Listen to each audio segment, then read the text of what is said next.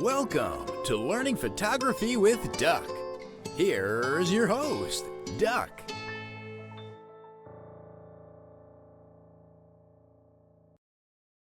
Bum bum. Okay, welcome everybody to another edition of Learn Photography with Duck. And as always, I am your gracious host, Duck. And thank you for joining me on this Monday evening. And today is our Photoshop edition. And as I promised, I was going to go over some of the things that Photoshop has put out in the new version of Photoshop called Photoshop 2025. If you've already updated your Photoshop subscription to the latest version, you may have noticed that not much has changed. And, unfortunately, for good or for bad, whatever, however you look at it, Adobe has been really focusing the majority of their attention on the AI capabilities of the software. So because of that, you're not going to see really any new tools. You're not going to see any amazing updates or upgrades to the existing tools. All right. You will notice that there are a lot of stuff that is being integrated with AI. One of the things that you will notice if you play around in any of the beta versions is some of that what's already been in beta is now making its way into the current commercial version of it. All right, so I'll go over what it is. Don't expect anything, like fantastic, but if you use AI in any of your work, they have made some significant progress with the quality of, I guess you can say, of the results. So we'll cover that in the parts. Okay. So obviously, the current version of AI is actually. Let me switch this over. The current version of AI is Firefly 3. Not that it means very much, but it's basically the third generation, and it has gotten better, mainly in certain areas where it's got to recognize content in your image in order to make selections, and in order to make any kind of the automated removal, so we'll cover that as well. So that's pretty much the bulk of what Adobe has been doing. So even though you're not seeing new tools per se, there is a lot of stuff in the background that has to be done to accommodate the AI software. And of course, the majority of that is handled through their servers. So you need to be connected to the cloud for a lot of this to really, really work effectively. Okay. Duck, Yeah. can I clarify? You just mentioned something Photoshop 2025, but I just want to make sure I'm on the. I look and it says here version 8 2024 or something like that. Um, Can I tell you what happened to yeah. me? No, it says version 26. Let's see. Yeah, Adobe Photoshop version 26.0.0 release. Yeah. It is. Yeah, you're right. Version Okay. 26, but it's for 2025. Oh, okay, that's what they're calling it. Okay. So yeah, they call it update 2025. Oh, okay. Thank you. So if you go searching for, what's new in the latest version, you just type in Photoshop 2025, and it'll give you all the stuff, and you can find tutorials because of that. Okay. But yeah, good point. All right. Somebody else had something? No, I was just going to say what happened to me, and I didn't know if this was what Brian happened. when it automatically installed 2025, it kept 2024 there. And so what I did is, because I was also having trouble with the computer, I just got rid of anything that had anything to do with Adobe, and I reinstalled all my Adobe stuff. Right. My computer problem was turned out to be something else, but just happened to happen at the same time. But I just thought it was weird that it had options. Hey, my options were 2024 or 2025. Hmm. Yeah, and I believe uh, if memory serves me, because I haven't done it in a while, but I believe you do have the option of toggling whether you want it to remove the old version or not. Somewhere, if you need to know, let me know and I'll look it up for you. But I think that is, I know it used to be. That's the least of my problems right Yeah. now. Oh. Okay. All right. Because I'm computer savvy enough where I can say, okay, get rid of it and bring it back. Which sometimes I do that with I haven't done it in a long time where I redo the whole computer. And Yeah. Okay. All right. So let's go over. Let me pull up Lightroom real quick. I'm gonna switch this over. And so what I have is a kind of like a selection of sample images that we're going to use to kind of showcase what's going on. The biggest, probably the biggest, yeah, I would say the biggest update is in the object selection, object identification uh, process that Adobe uses to, be able to simplify the making of masks. Because as I've said He's seeing before, the warthog backing towards him. oops, want to go ahead and, yeah, thanks. One of the things that I stress is, if you want really good quality results, you're going to have really good quality selections. All right. And if you recall, two, three, yeah, even 2 years ago, making selections was kind of tedious. And the AI feature is making selections a little easier for us, especially, with the more simpler things that the AI can, recognize people, cars, household items, things like that. Whatever it is that they're training their AI model on. There are occasions where it does kind of fumble it, but if you really look at what's happening, you can always. I've gotten to the point where I can kind of sort of predict where the artificial intelligence is going to fumble it with the selection because, it looks kind of muddled. All right. So, but anyway, let's switch over to, well, actually, let me just go ahead and pull up this image here real quick. So, port this over to Photoshop. All right.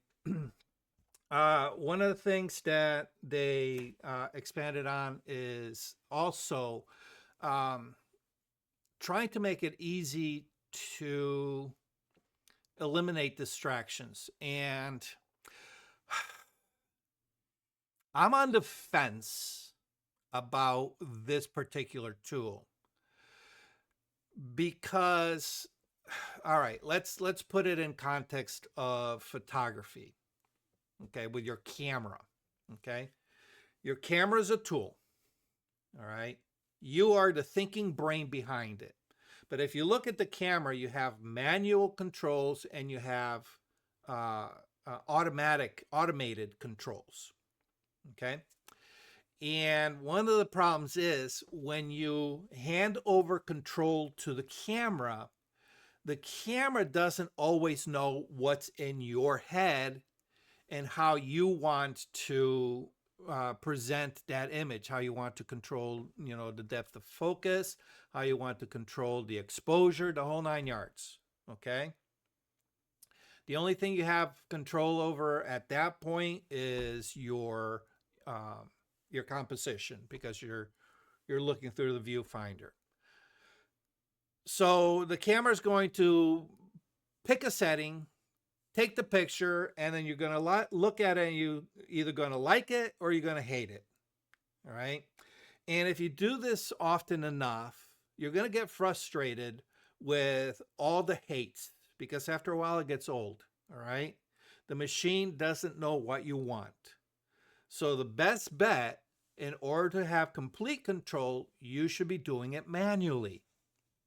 Well, I'm finding that there's a similar situation with what Adobe is trying to do with some of these tools, especially these tools that are supposed to do things for you, all right, such as remove distractions, okay?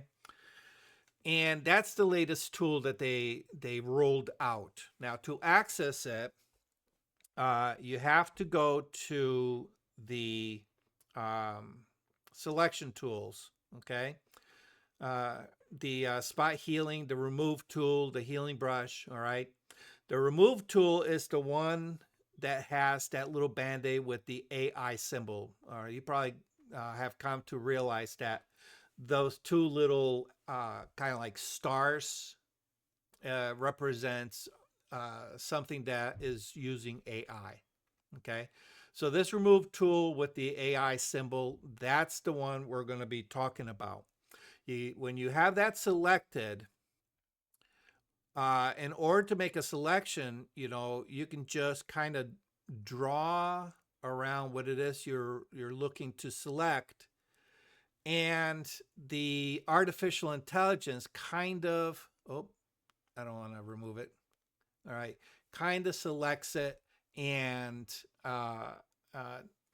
will use artificial intelligence to fill in whatever it is. Okay.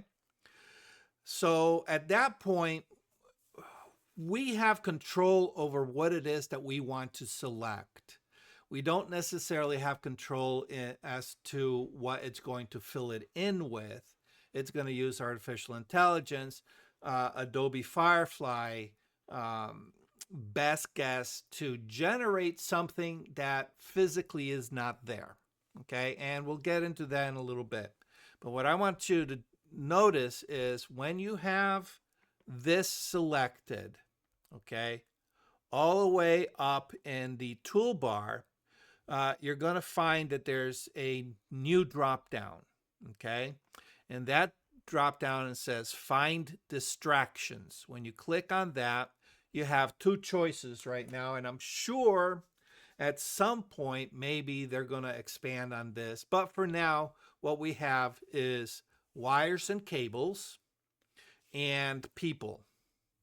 Okay, we're going to look at wires and cables. Now, I'm old school. All right. And one of the things that I was taught is if you don't want distractions in your photograph, don't photograph distractions. So I make it a habit of positioning myself in ways where I minimize any kind of wires that are going over anything important. So when I was looking for an example photograph to show this particular tool, I had a hard time finding something with a lot of wires. All right. The closest thing I found was this one. It's in the background, so it doesn't really bother me. However, if you do want to really bring your image to that next level, even if it's, an event photo like this, it would be nice to be able to just let Photoshop do its magic, and you say, hey, Photoshop, find any distracting wires and go ahead and remove it. Okay. And obviously, this is good for architectural photographers, all right, because there's a lot of, telephone wires, electrical wires that are constantly getting in the way. And it is a bane in anybody who wants to take pictures of churches and fancy buildings and homes and things like that. They have to spend, quite a bit of time trying to get rid of all the wires that cross in front. So I can see the benefit of it. All right. So here I have, let me just go ahead and zoom in here. Okay. In the background, I do have some telephone wires. But more importantly, I have this really crazy wire here with light bulbs hanging on it that is fairly close to my subject. And as you're looking at this, while not super critical, you can say that it kind of does pull the eye away. It is a bit of a distraction. Okay. So getting rid of that would be of benefit. All right. Now, obviously, you have to weigh the importance of spending that extra time. I obviously delivered this without spending extra time on removing that wire, but with this new feature, hey, you never know. All right, so how does it work? Again, we got to make sure that you are on this selection tool here. Okay, where is it? Come on. Oh, there we go. The remove tool. Okay. Find distractions, and then all you got to do is click on wires and cables. Okay. It is going to analyze your image, and depending on the size of your image and the complexity of your image, it's going to take some time. Okay. Now, again, this is doing it, through the cloud. So there is that. In my opinion, anything that requires access to the cloud is definitely going to slow down your workflow. So that's the other thing that you're going to need to weigh is, do you have time to wait on this tool to do its work, or is it easier or better to do it in a more manual way? Okay. All right, so here it is. It's almost done. It's crunching, crunching, crunching. And voila. All right. Now let me zoom in, and you're gonna laugh at this because this is hilarious. Okay. It removed the wires, but it left all the light bulbs. All right. And of course, so now it did a really decent job of removing wires. All right. It definitely left the telephone poles. Okay. So now if I wanted to, I can go ahead and, remove all of this stuff. Okay. All right. And here I'm using, didn't do it completely. Okay. Oh, for some reason it doesn't want to. All right, let's try the spot healing brush. All right, there we go. That did it. Okay. I still like the spot healing brush. It does a, incredibly decent job at figuring out what to use to replace the content in there.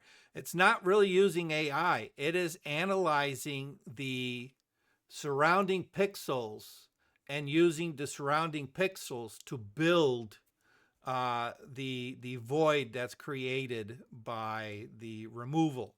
Okay. And of course, now, we have this telephone pole that if we wanted to, we can go ahead and try eliminating. All right, you can see it's having some trouble here. Okay. But of course, that all takes time. All right.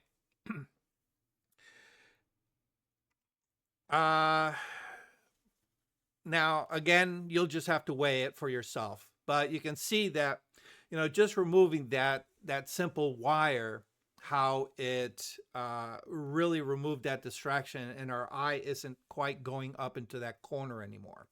Okay. Now, I do want to warn you, all right, and I didn't do it on purpose here, okay, but I want you to notice that I am working on my background layer, okay, and it overwrote my background layer. So that process is a destructive process. So if you've used this tool before, or any of the smart remove tools, you know that it does destroy pixels. Okay. So my suggestion is, if you're going to use that tool, create a duplicate copy of your background first. Okay. Now,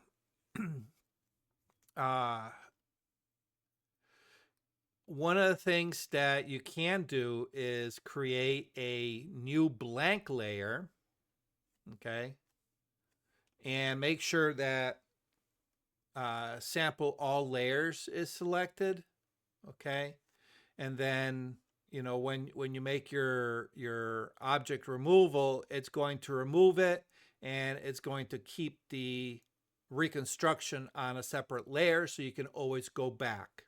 Okay. All right, so just be aware. All right.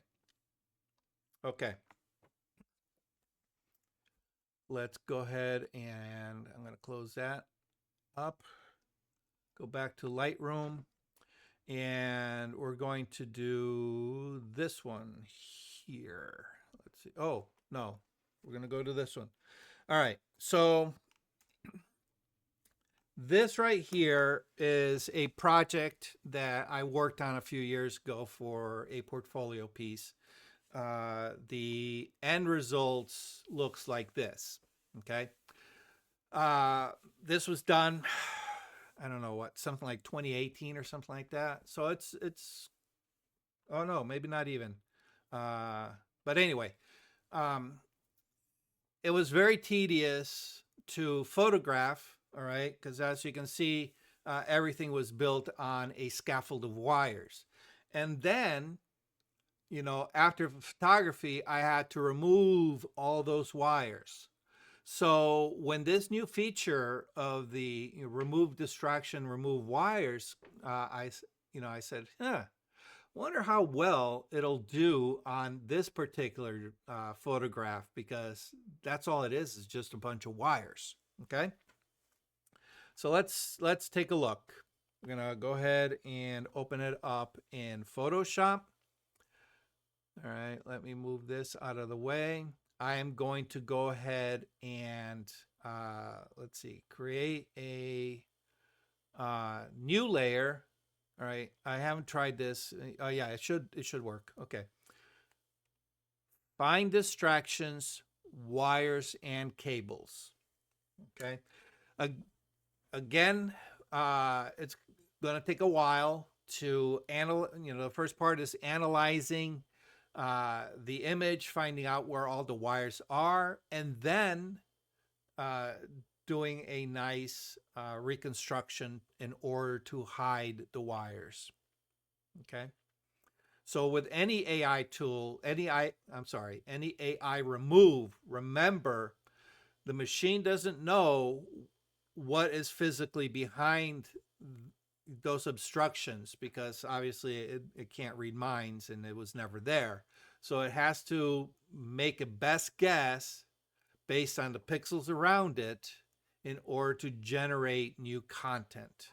Okay. And we'll get into a little bit of the cons to that in a few. All right, almost done. Chugga, chugga, chugga. I'm glad I have a fast computer. Otherwise, we'd be here forever.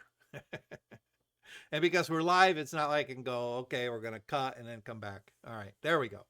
And as you can see, it did a fairly decent job. It missed a wire here. All right. That's not a big deal.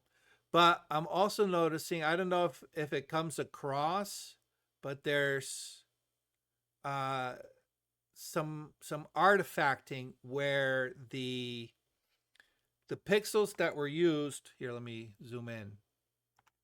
Can you guys see those? You can see the where the lines actually were.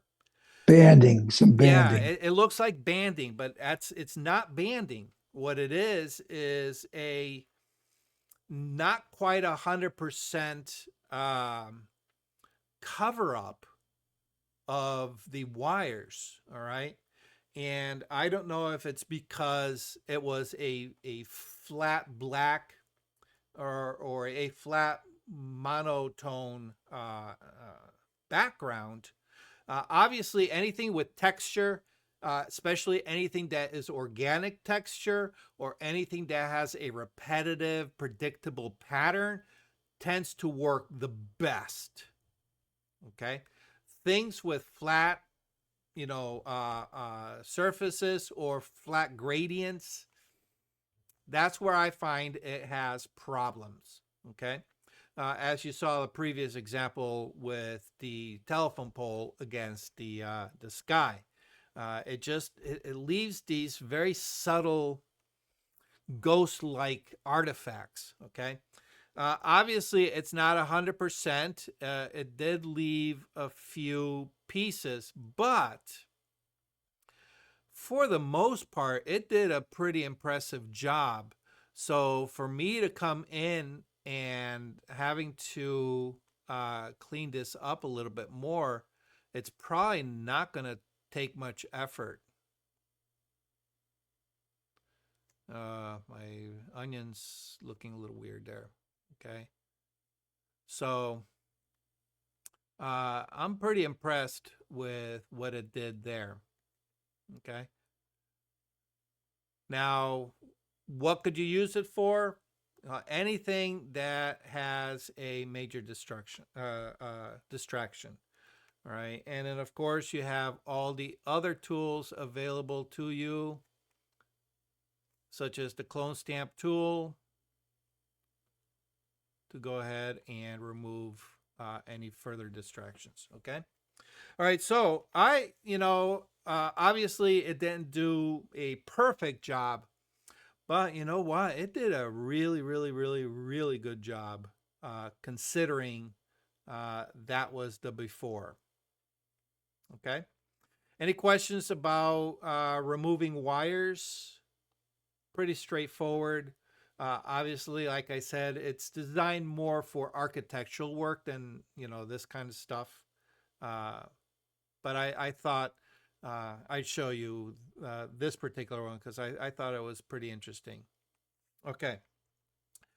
Along that line, we have, here, I'll open both of these. All right. And I think we did something similar to this not too long ago where we removed distractions. Okay, let me go to this one first. All right. So this was from a photo event at the Audubon Society some while back. And again, personal choice about what you consider distractions, what you want to leave in that tells the story, what you want to take out. All right. Obviously, leaving the people half, bookend on each side tells a very specific story. It says that these two women were not there alone. They were in, with other people. Okay.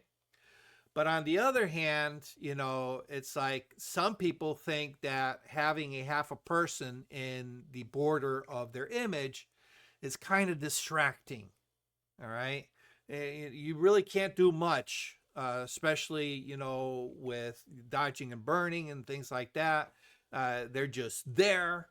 It's not the full person. So this is not about whether this is correct or not. It's just about the tool. If you find that, yeah, this is kind of distracting, okay, we can go ahead and click on the AI remove, find distractions, and you will click on the people button, okay? And of course, again, it's going to analyze the image, and I don't know if you can see it, but there is now, wait a minute, did I lose? I did. I lost it. Okay. It's not going to let me zoom in, is it? I try to zoom in and all right. I don't know if you can see the red overlay. All right. I have for my selections, I use that ruby lith color red overlay. Okay. Looks like a halo. Yeah, very much looks like a Yeah, I halo. can see it. Okay, good, good. All right. So that tells me this is what the AI in the analysis has determined is the people that are the distraction. And in this particular case, absolutely, yes, that's what I want gone. All right. So the mode is generative AI as on. All right. You can of course turn it off, and if you turn the generative AI off, it's just going to sample around your image. But all right, this is about AI. Sample all layers. Oh, I forgot. I forgot to make a copy, and I forgot to make a blank layer, but that's neither here or there. Okay. Remove area. It's going to analyze it, and bam, remove the people. Come on, bam. I said bam, bam. It would have been impressive if when I said bam, it went and disappeared, right? No, it's got to show me up. Come on. Really? Come on. All right. Oh, there it is. Okay. We got it. And you can see that it did a really, really decent job. Why? Because the background was very simple. All right. It's not really complex. All right. Even though, it's a lot of grass and you might think that, something like that is complex, but no, it's got a lot of texture. Uh, it's got a lot of, and no repeating patterns. Okay. So it's able to replicate that very, very easily. Okay. So there we have a finished product, and you can go ahead and save it and carry on. All right. Where it gets a little bit more convoluted is where you have partial people, and the borders tend to be a little bit convoluted. All right, but we're going to give it a try. We're going to go ahead and find distractions, find people. All right, let's keep a eye on those two heads, and it found it, created the little selection, letting Hey, me know. Doug, Yep. can you back up and do it with making the copy and that blank Oh, sure, layer? sure, I just sure. like want to watch that again. All right. All right. So, yeah, you're right. I should get into that habit. Okay. So one of two ways, you can duplicate layer. Okay. Or you can do the Control J, which will duplicate your layer. Okay. Or what I prefer to doing, and actually, I'm now that you mention it, there's a reason why I prefer creating a blank layer, and I'll explain as we go into other parts of this AI tool. All right. So blank layer, find distractions, find people. Going to analyze it again, make the selection. All right. And then go ahead and click on the check mark or hit enter. Okay. It's going to analyze again, figure out what it needs to generate in order to hide the people. And I'm crossing fingers because I'm wondering what it's going to do with that seat, and the fact that there's actually a car behind that person. Yeah. Oh, Okay. All right. So Not bad. not bad. Okay. Now, here's where you're going to run into a little bit of a problem. All right. Now, Bill, you were here with me on this shoot, on this day. I know what is behind that vehicle. All right. And I know that one, that car was not there. Okay. And I know that this is not the end of the car. The end of the car actually went more like this. All right. That's the roof line. Okay. I know this. Okay. And I can be very nitpicky about this and say, wait a minute, that doesn't match reality. I'm not going to accept what the AI generated and call it a failure. But if we step back, all right, if we step back and say, even though it made a mistake, it didn't, generate anything even remotely close to reality. Is it acceptable on first glance by somebody who wasn't there? Even somebody who was there, but, did not look at that situation or doesn't remember, what it was like from that point of view. Is that acceptable? And in my opinion, absolutely it is. All right? Because it accomplished the goal that I wanted as the photographer, and that was to remove the two heads that were poking above the seat behind the vehicle. All right? It was very distracting. All right? And I waited for them to move, and they were just chit-chatting like, old friends as old as the car, and that's it. So I took the photo and went on my merry way, And of course, we can go ahead and select that label. All right. And because I'm still in that AI tool, all right, I'm not looking for distractions. I'm still within that AI tool.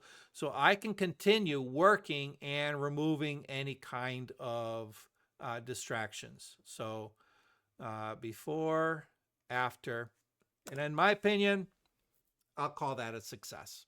Okay. Where it becomes a bit of a problem. Let me go ahead and I'm going to say no to the changes. Okay. Where it becomes a bit of a problem is images kind of like this. All right. But I'll preface it with depends on the use. Okay. In this particular case, we have a very recognizable historic image or building. Okay. It's very easy to cross-reference and double check. So if I were to remove these people, the AI doesn't know how to reconstruct what's behind them accurately. Okay. Accurately to the actual building. It's going to, let's get into it. Okay. I have two images here. Okay. And I did this on purpose because I wanted a clean facade of the building with no people. But on the day I was there were people walking around all over the place, and I could not catch a break and be able to take a photo of the facade without people in front of it. Okay. At one point, the crowd thinned out, and the only people here, there was a man standing over here. All right. So I basically removed him by cropping out. All right. And then these two ladies were walking up the stairs. So I decided, you know what? I'm going to take my first photo. I'm going to wait and not move and let them walk further into the scene and take another photo. And then what I'll be able to do is use the part from one to replace the part of the other. Okay. That was my motivation for these two images. All right. And that is the actual solution to removing unwanted elements while retaining the actual physical properties of the building. Okay. So what we're going to do is I'm just going to open this up, edit and open as layers in Photoshop. Okay. All right. And this is a good example of knowing your techniques, knowing the limitations of the software, and also understanding where the pros and cons, because there are pros to certain tools, okay? But understanding the pros and cons of the tools will help you determine how you want to approach it in the field before you get to the editing point. Because imagine if this was only the single image that I took and I needed to get rid of those people. That would have been difficult. Okay. All right. So let's go ahead with this one here. I'm going to go ahead and create a new blank layer. Okay. I am going to find distractions, find people. Made this selection. All right. And go ahead and click. You can, like I said, you can either hit enter, or you can click on that check mark. I usually click the check mark. It's easiest. All right. Because I'm usually working with the tablet. All right. And it did a decent job. All right. Let's zoom in. Okay. Let's zoom in. All right. But you can see, all right, those are not the same doors.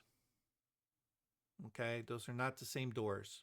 As a matter of fact, if we turn that off, you can see, all right, there's a lot of detail in that wood carving that is not there. Okay. So that would not be ideal. Okay. Let me get rid of this. All right. And imagine if this was the image, the only image I had. All right. Find distractions, find people. Okay. There's a lot of decorative work going into the stonework. All right. Couldn't find any people who are not the subject. Oh, all right. Here's another fail I didn't anticipate. The AI thinks that I'm actually taking pictures of the people, not the building. All right. Remember what I said earlier? When you leave something up to the machine does not know what you're thinking. Perfect example. Perfect example. The machine thinks I'm actually taking pictures of the people. I'm not. I could care less about the people. My subject is the building. All right. So it failed. All right. So it proved my point. All right. So how do we go about it? Very simple.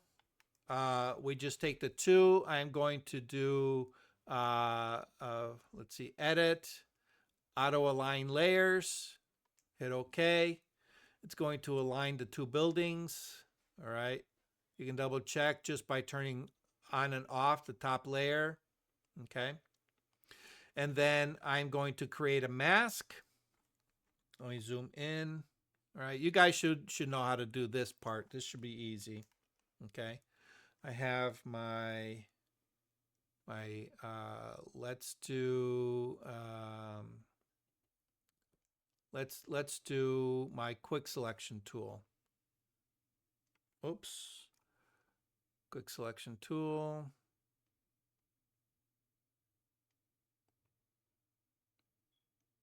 It'll be sloppy, but you know what? It doesn't need to be. It's too sloppy. Control D. Let me go to the lasso. Let's see. Selection brush. Let's see if my selection brush tool works. Yeah, that works. That's even easier. All right, there we go.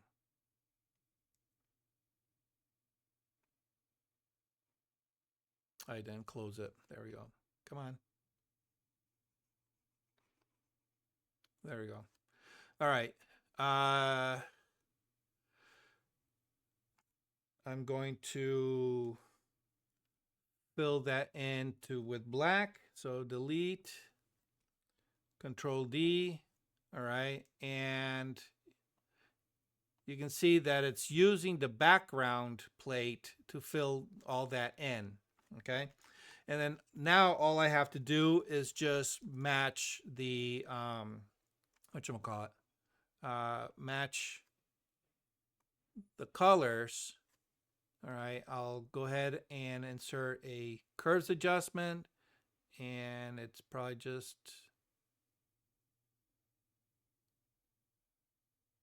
there we go, something like that. All right, get rid of the shadows on the ground from the people, and there we go. All right, so just like that, people are gone. Okay. All right. Any questions about the remove distractions? Okay. You can see how sometimes it wins, sometimes it loses. All right. And you're going to find, I find that for the most part, it tends to lose more than win. All right. But you will, part of this is you're going to, the machine is going to train you. You're going to learn what the machine's capabilities are as you do more of these. All right, you will learn what the program can handle and what it can't, and then you will be preemptively deciding whether to use the tool or not to use the tool based on your experience. That's what I'm finding out. Okay, make sense? Any questions? Okay. All right. Let me go ahead and cancel that out. All right. I mentioned it's using Firefly 3 version, I don't know, version 2, version 3 dash whatever it is. Okay. So the algorithm has gotten a lot better with being able to generate content. Okay. And what I'm finding is that I'm currently editing a bunch of photos with Santas. I can't really use any of those photos right now because I haven't gotten any kind of permission on them. But the scene is a kitchen setting where the kids are making stuff, making gingerbread houses and making cookies and things like that. So one of the props they were using is this kind of like fake pizza dough thing. So rather than keep the fake pizza dough, I've been using the AI to change it to make it look more realistic, like actual cookie dough. And let me tell you, I am very impressed with what the Adobe Firefly can do in that situation. Now, I'm okay using that kind of AI, generative AI, because it's still my photograph, it's still my intention, I could not use real cookie dough, obviously for safety reasons, health reasons, and obviously for practical reasons. Okay.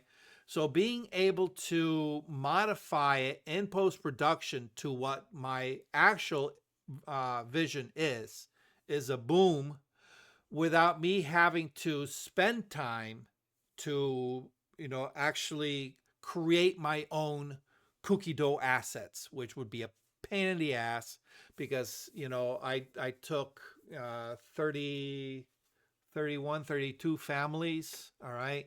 So generating assets for all the different views and all the different kids, it would be an unattainable task.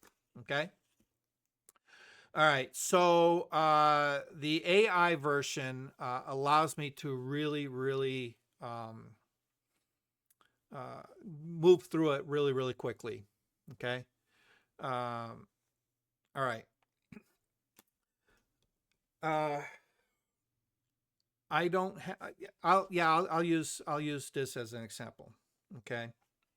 So what we're gonna do is let me port this over to Photoshop. Okay. And let me just zoom in here. All right. So with the AI feature, all right, what I've been doing is I've been using this little taskbar up here that took me a while to get used to this. At first, I found it very annoying, and I actually got rid of it. Now I kind of keep it, but I tend to keep it out of my way unless I'm actively working on something where I need it. All right. So this is a context-based taskbar, meaning it will change according to what tools you have selected in the toolbox. Okay. All right. And you can see most of them is for selections and things like that. Okay. God, all these, because it's a new version, all these helpful tips are popping up left and right. Okay. All right. So what I normally do is I will go and have a lasso tool. All right. And actually, let me go ahead and group all of this, all these layers together. Control group.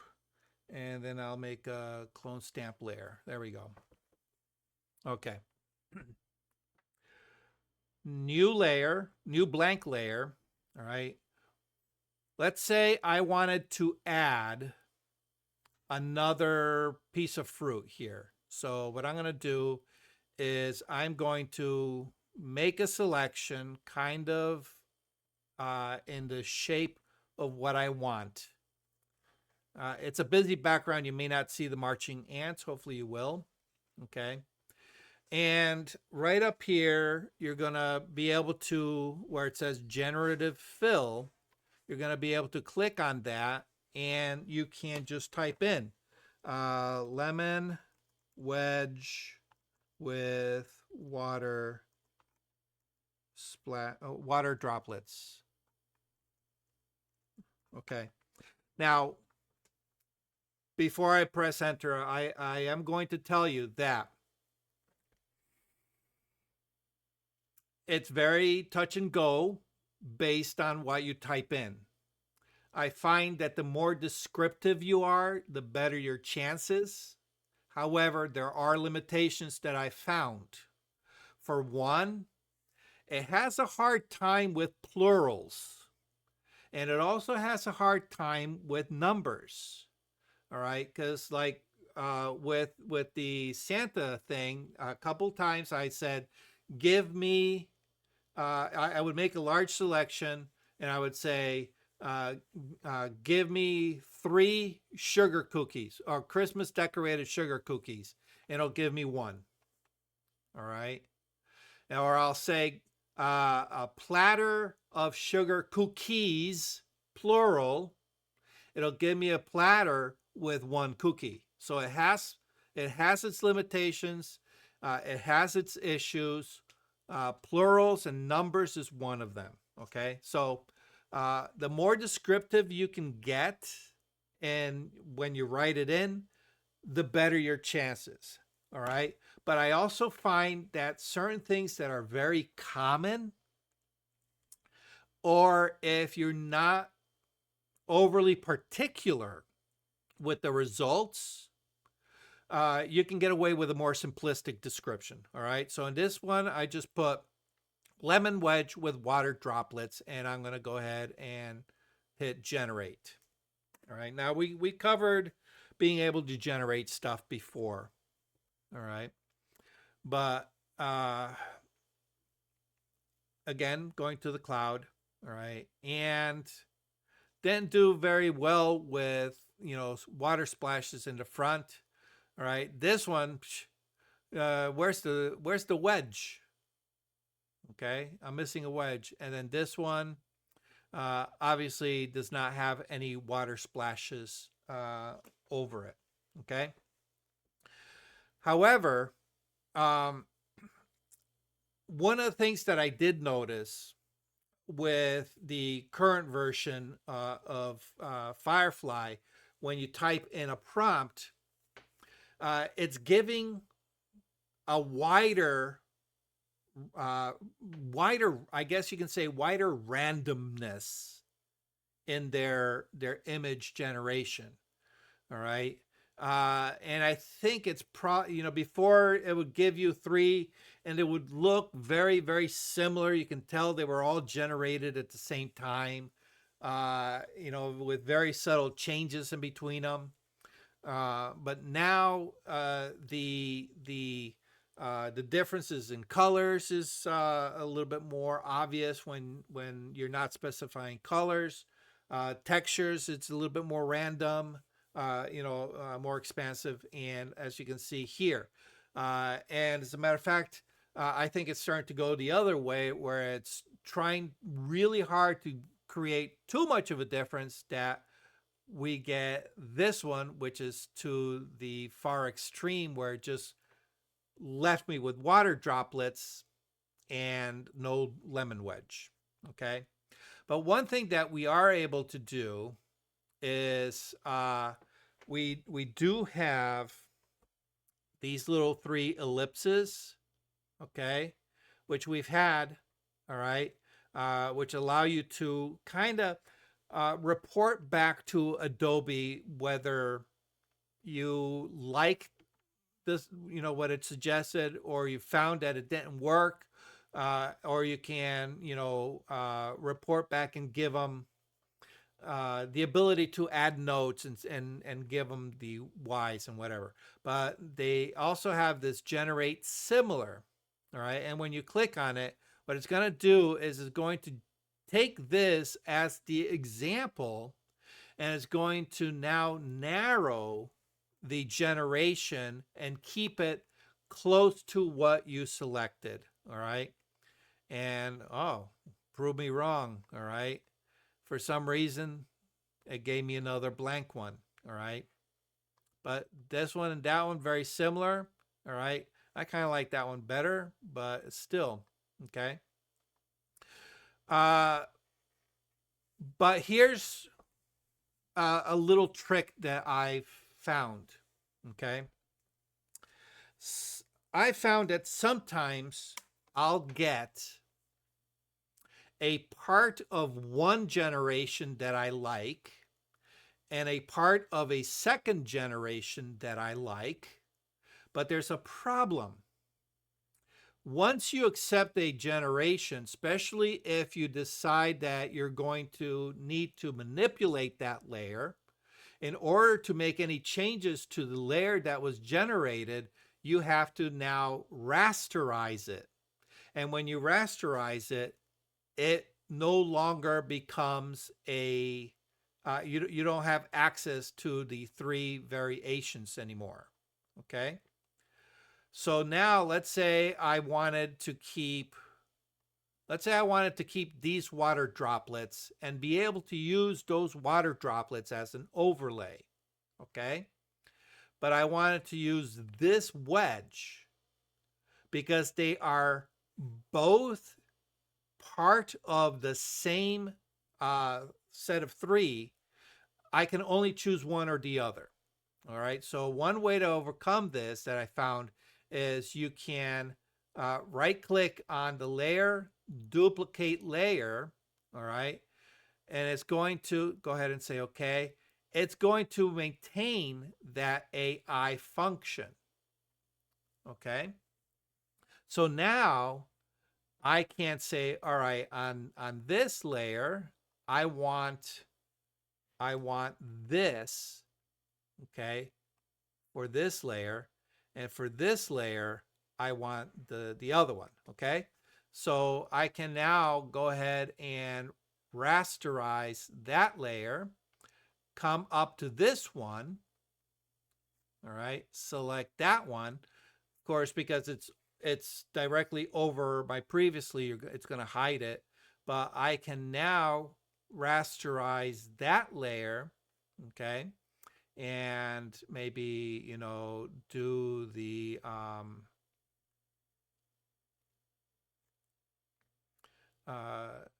do something where I now can blend the two layers together. Okay. All right. So that's a for instance. Okay. The other thing that I found, all right, and let me just hide this one. If we look, where's my, all right, if we look at, nope, that's not what I wanted. If we look at the mask, all right, the mask that is created is based on your original lasso, the selection that you made before you generated. It builds, oh, sorry, this side. It builds the mask off of that selection, okay? But you'll notice, all right, let me zoom in a little bit more. Okay. You'll notice that's the actual image within that selection is smaller than the mask. All right. Now, most of the times I'm okay with this, but there have been some. All right, let me. There have been some situations where I've noticed that there was a little bit of a discrepancy between the background of the original and the background of the generated image, where you can see the difference, and it creates a very subtle halo where your selection was. So what I've been doing is going to the mask, all right, selecting a brush, black as my foreground color, and painting closer to my selection. Okay. Now here's one problem that's going to create. Okay. All right. Where the mask was, all right, anything that generates is designed to line up and match with the original content. So we got bubbles to bubbles matching. Okay. As soon as you start removing or pushing back that mask, that lineup starts breaking down. Okay. So you have to be aware of that when you start doing this. All right. Because you're going to find that the droplets are not going to start lining up. All right. So you have to be careful. Okay. All right. Any questions on the generative AI? Any? Okay. You guys are awfully quiet tonight. Okay. So you can add elements, which is kind of cool. All right, let me go ahead and dump those. Okay. The other thing that was added, it wasn't really added, but they just enhanced it. All right, is the remove background, but also the generative expand. The generative expand. Okay, let me go ahead and zoom out. Let's say, I wanted to use this image in a web header, in a website header, and my aspect ratio needed to be something more like this. Okay, I'm going to lose data here and here. All right, but I need to add data here. All right, and when I add that data, it needs to match the content of the image. All right, so how do we do this? Why is this out? Come on. We're going to go to our crop tool. Okay, make sure my ratios are cleared off. All right, I'm going to crop this down. I'm going to expand. Oh, you know what?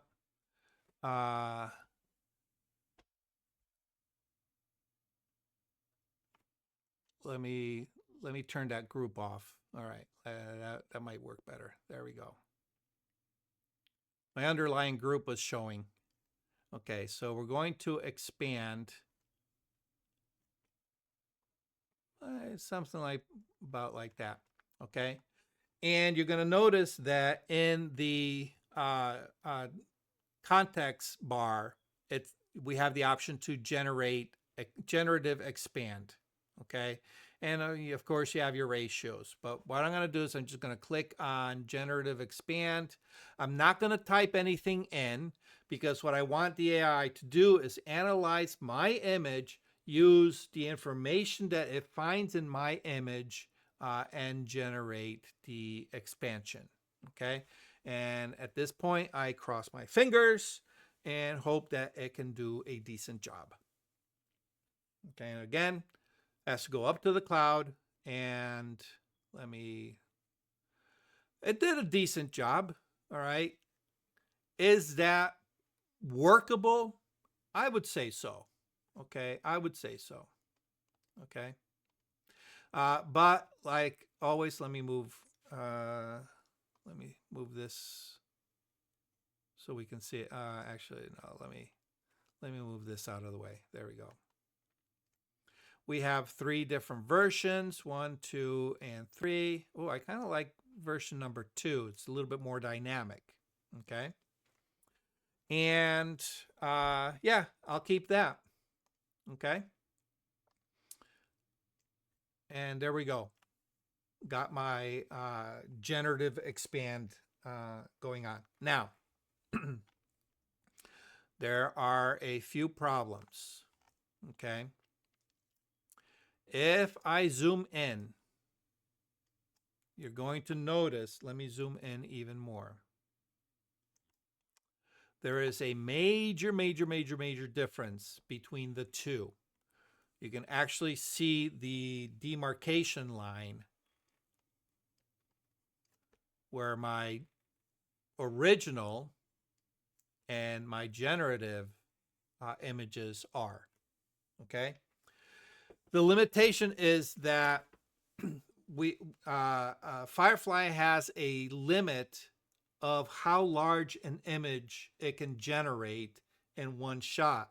And it used to be 1080 by 1080. Adobe has increased that to 2000 by 2000. Okay. If we look at my image, let's see. My image is actually 6 1758, 1700 pixels high. All right. And at 240 DPI by 7,548 wide. Okay. So it is beyond the 2000 pixel limitation. Okay. One way you can go about doing this is perhaps, let me back this up. All right. And instead of doing both sides at a time, maybe doing one side at a time. So let's tackle that. Generative expand, generate. Okay, give it a second. All right, and hope that it's small enough. Okay. 1, 2, 3. Oh, I kind of like 3. All right, we'll keep 3. All right, let me zoom in. Okay. And now you will notice, all right, it's a lot more difficult to see the transition. Okay. Can everybody see that? Look how clear that water is in comparison to the previous one. I probably shouldn't have destroyed the previous one, but all right. But I can still see my demarcation line. All right. And that is more to do with the noise value for that blank field of green. Okay. Which is easy enough to fix because all I got to do now is go to this generative AI layer. I might have to rasterize it. I haven't tried adding noise to it. Okay, add noise. Oh, I will do it. Okay. And we're going to add probably just a little bit. Oops. 2, 3. 3 is a little bit too much. Let's try 2. 2 is looking better. Yeah. All right. 2. And now it blends in a lot better. Okay. All right. So you have to be aware that there are limitations. Now, the other thing that you can do, all right, let me just go ahead and expand this one out. Generative, generate. Okay. The other thing, if you realize that the area you need to expand is larger than the 2000 by 2000, what you can do is you can expand at the lower resolution and then go in on a smaller square by square and kind of regenerate that background. But that's a pain in the ass. Okay. But it will fix it. Okay. There we go. We know we need to apply add noise. It keeps the same setting as previously. So all I got to do is just click on the add noise, hit OK, and it's going to apply that. All right. Oh, and I kind of like that one. So let's filter, add noise. Okay. All right. Oops. That's not what I wanted. Okay. And there we go. Come on.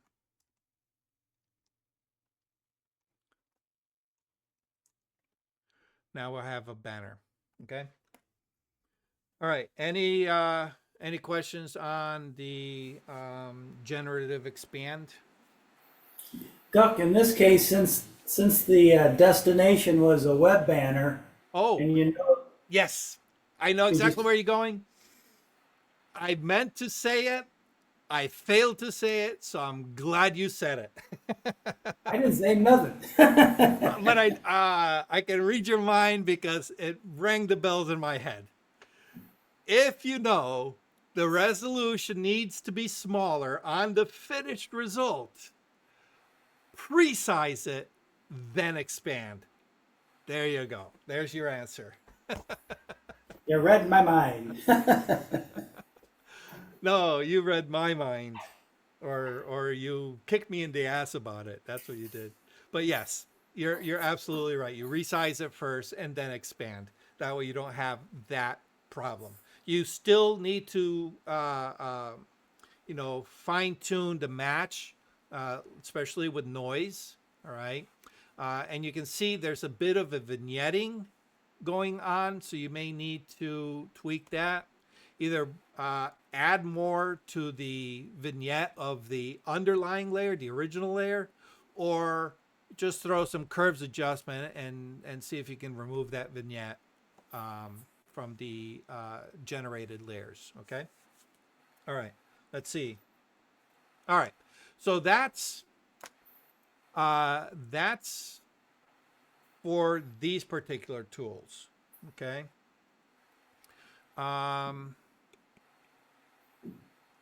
Let me say no. Where were we? Let me go back to this one. All right. These have always been here. All right, but they've gotten a little bit better. Select subject. All right. Previously, I can't remember if it was in that taskbar. I know you can select it from the toolbar. All right, but it makes it a little bit more convenient. Okay. Again, it's not perfect. Okay, you can see if we zoom in. All right, it only selected part of this guy, but to be fair, it was only part of a guy. All right, the same thing with this guy here. It did an even worse job. One, you can tell that it had a hard time. One, because this guy is out of focus. He was closer to the camera than my subject, so he fell out of the depth of focus.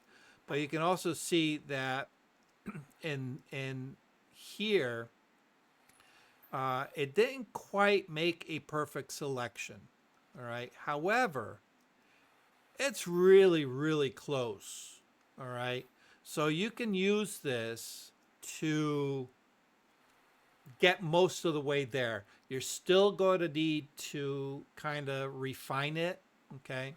And at that point, you can just, either use the quick selection tool to add to it, right? I find that while this tool is handy, it works best when there are very clean, clear, high contrast definition between the subject and the background, all right?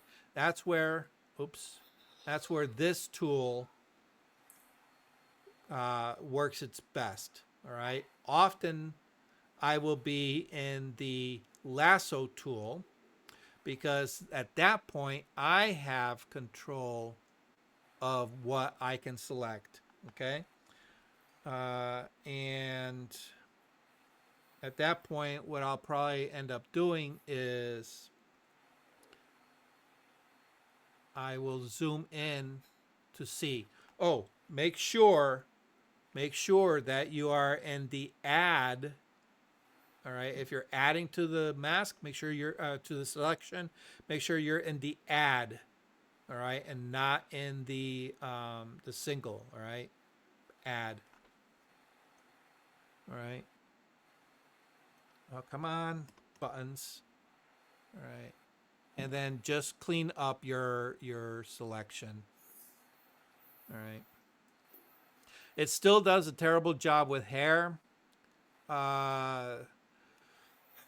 Adobe promised a long time ago that it was going to create tools to make that easier. I'm still waiting. All right.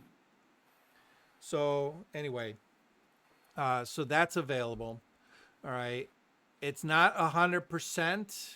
effective. You still need to clean it up. Okay. Go ahead and deselect. Okay. The other one that's available is to remove background. I find just like it makes its selections, it has the same hit and miss with removing the background, right? And because I have a feeling it's using the same algorithm, but instead of selecting the person or selecting the subject, it inverts the selection and then just creates a mask. So you still got to do some cleanup. I'm not 100% happy with that. Okay. The new thing though is once you hit generate, or I'm sorry, remove background, you have the ability to generate a new background. But again, you're limited to that 2000 by 2000 pixel size. So anything you generate here, all right, let's put New York City street scene. See what it does. And of course, I would have cleaned up my selection before I did that, but you know, just for just for giggles, all right. And of course, just like anything else, you have 3 variations. Oh, that's not bad. And that one, oh, I kind of like that one. All right. So at this point, I would just, go ahead and remove this. Oh, oh, look at that. All right. I found something new. Guess what it did? It generated it with the holes. I'm not liking that. I don't like that at all, one bit. That right there will prevent me from using that tool. Wow. I did not realize that. That's interesting. So if you're going to use that, make sure you have a nice working selection before applying that. That's what I get for not testing some of these things beforehand. Um, but I don't use these tools all that often. So anyway, okay. But the other thing that is kind of nice is if you need an asset, um, and I just watched a tutorial on generating brush assets for atmospheric brushes, which I thought was kind of cool. And what they did is they used generative AI within Photoshop to generate the assets. All right, so we are limited to 2000 by 2000 pixels. So we're going to create a new document. We're going to go 2000 by 2000. All right. Resolution doesn't matter. We're going to create. Oh, what did I do? Oh, I had the file, new, 2000 by 2000, right? Yeah, 2000 by 2000. Okay, create. There we go. All right. I'm going to. No, let's do Alt Delete white background. Okay. Now, right down at the bottom of your toolbar, all right, your toolbar will more likely be on the left-hand side, not the right-hand side. Okay. I put mine on the right-hand side because I work with a tablet. I am right-handed, so I like my tools on the right hand side, so I'm not crossing all the way over here every time I need a tool. Okay, so that's going to be the difference between yours and mine. All right, but right down here is this new little icon. All right, and this is going to take you to the generative AI workplace or workspace. Okay, and here is just like if you went to the Firefly website, okay, to generate images.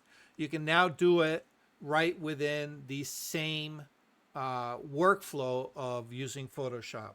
So you can say, okay, let's do pigeon, pigeon taking off on a clean blank background. Let's see what it gives us.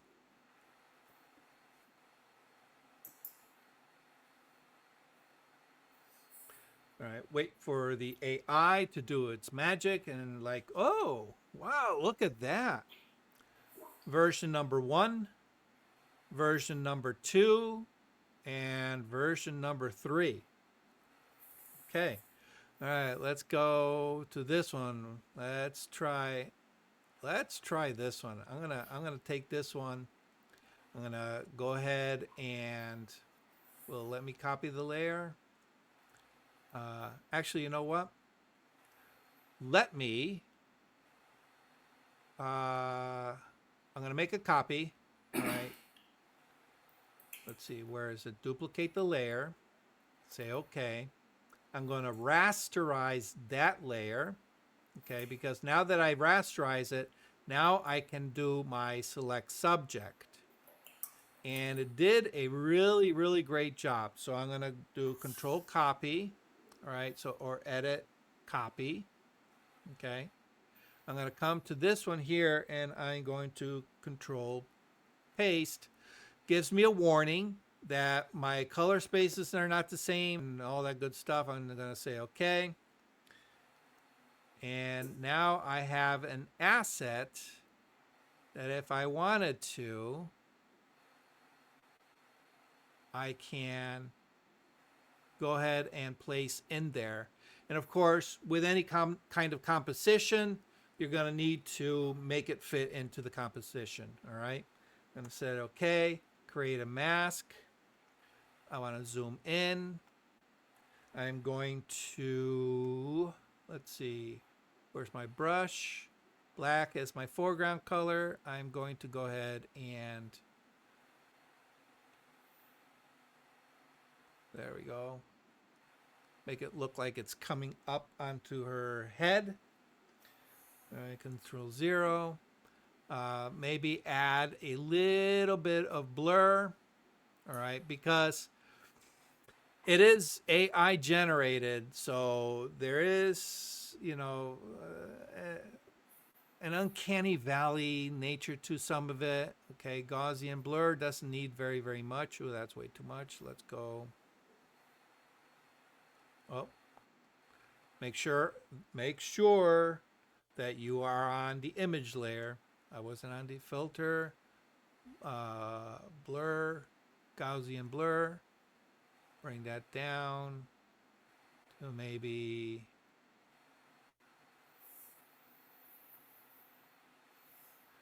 and okay, and I'm gonna need to make sure that my mask has a feather to allow for that.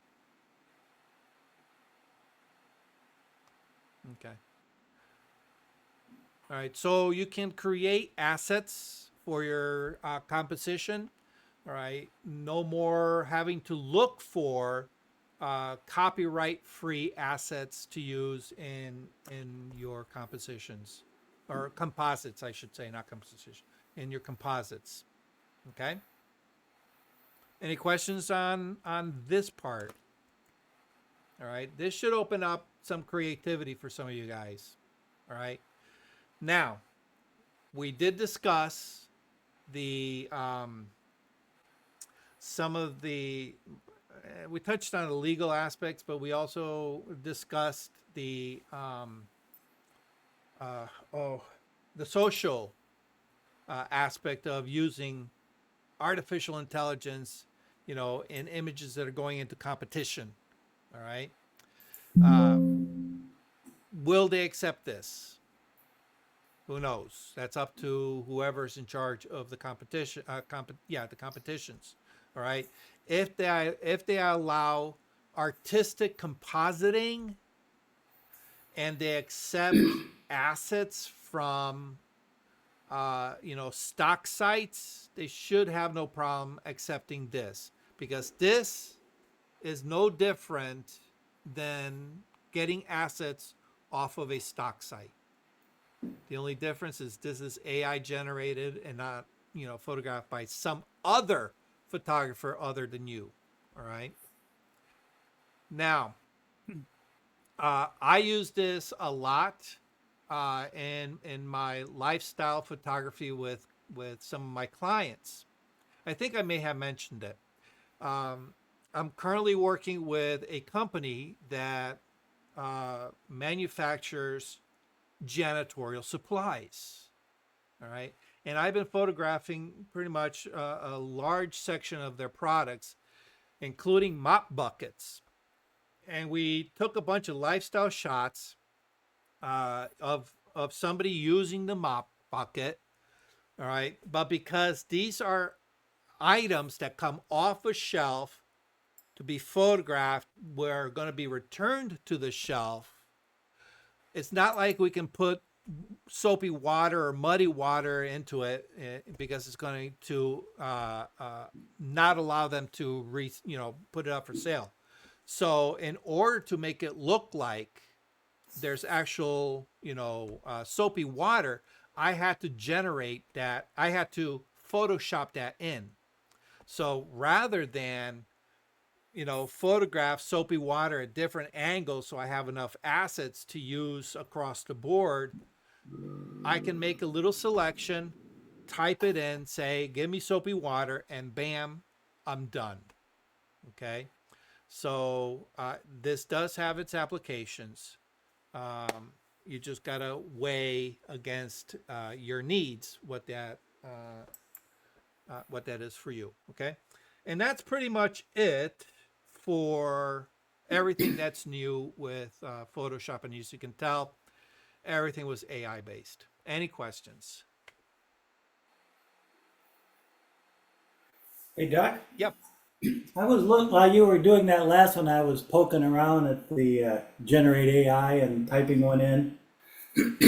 So I typed one in: young man running through a field of tall grass, or jumping through. Yeah. Yep. So, and it did. It gave me a nice little guy running. And then I noticed there is an option to use a reference photo. Yes. And I guess where I was going with this is like, could I put in a reference photo of me so it makes me a running guy in the field, or it's going to look at the. I would say if you want hilarity in your life, Yeah. try it. Okay. The results can be quite hilarious. Okay. All right. Anybody who knows you will look at those photos and it says, yeah, it kind of sort of resembles you, but it's not you. All right. AI isn't that good yet. Will it? Yeah, who knows? Who knows? But Actually, what I was thinking of using it for was, why I chose that one is, I've had this logo and it's a guy running through a field. You'd see him from the backside, but if you look closely, he's really jumping in the shape of the Air Jordan logo, with the one Okay. hand up in the air and the 2 feet out. And thought of recreating that so I wouldn't run into any more property, what do they call them, rates on usage. So yeah. anyway, alrighty. Yeah. So, yeah. The one thing I have to say is these are definitely tools you need to play with to understand what they can and, more importantly, what they cannot do. All right. Like I said, there's a lot of limitations. All right. But on the flip side of that coin, the possibilities are endless, and it's up to your imagination of what you can do with these. Okay. The ethical questions, well, that's something you'll need to answer for yourself and work out with, competition people who are directing the competitions. You have to abide by their, by their rules. Okay. But if it's stuff that you want to play around with, to share on the internet, by all means, go wild. Create fantastical worlds, just don't call them real. That's the one thing I do dislike about some of these people who are just generating well, I won't say garbage. They're pretty pictures, but they're meaningless because they're generating image after image after image after image with no heart, no emotion, no depth. It's just pretty image, pretty image. Look at me, I'm AI.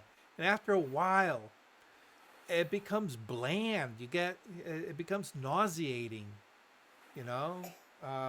so eventually, the newness, just like a new car, that new car smell is going to disappear and people are going to start walking away from it. Right now, it's a fad. It's a new toy. Let's see what it can do. All right. There's a couple of Facebook groups or Facebook pages or something that come by and they're trying to get my attention, and I think they call them small homes or beautiful homes or wouldn't you love to live here kind of thing. And it takes about, I don't know, a tenth of a second to realize that's AI generated. Yeah. And then for another half second, you go, it's physically impossible because how's anybody, and those, and I keep canceling those, don't show up in my feed, but it's amazing. They're just spinning that stuff out like crazy. Yeah. I've seen the one you're mentioning. I've also seen one with camper homes, mobile homes. Yeah. These fantastical mobile homes.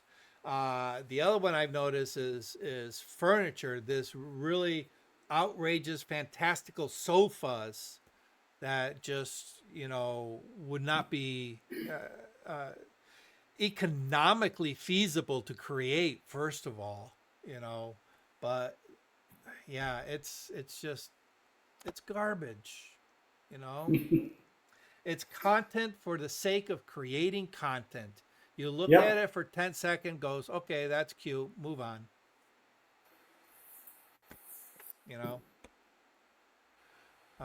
Doesn't fit in my world. My world of commercial photography, it's all about the reality, and selling reality. Can I use fantasy elements? Yeah, as long as they don't defy the laws of reality, like the mop buckets. I'm not going to put, well, and advertising is a little bit different, but lifestyle photography, you got to keep it real. Advertising, yeah, I can probably generate magical stars emanating from something, and it's like, look at me, but other than that, yeah, it's limited. All right. Any other questions? Because that's pretty much it for what I got for you guys. The quiet group. It is. Well, it's only you and Bill now. Yeah, that's it. It's just the two of us. Okay. Bob ditched us. I Yeah. was going to say at the top of the show, Bill, you're kind of an inspiration there when I see you out there on Facebook traipsing all over the place, and I've been trying to get off the injured list for a few months now, and it's getting a little jealous. But I'm also inspired to keep going and get back out there. So I just hope that I don't get injured. It's one of those. Anyways, I got to move on anyways. That's something else I have to take care of. Yeah, Duck, I gotta catch up on work. I'm so far okay, behind. It's not even funny. All right, okay. guys. Next week, Thank you. Q&A. Okay, Have your bye. questions. Ciao. Okay, bye. Take care. Hold on, Grace. Thank you for watching Learning Photography with Duck. Brought to you in association with Milford Photo, your local full-service camera store. Located in downtown Milford, Connecticut, Milford Photo offers you a personalized shopping experience. From the latest camera gear to printing and framing services. And, of course, educational workshops to teach you the finer aspects of photography. Don't forget to tell them Duck sent you.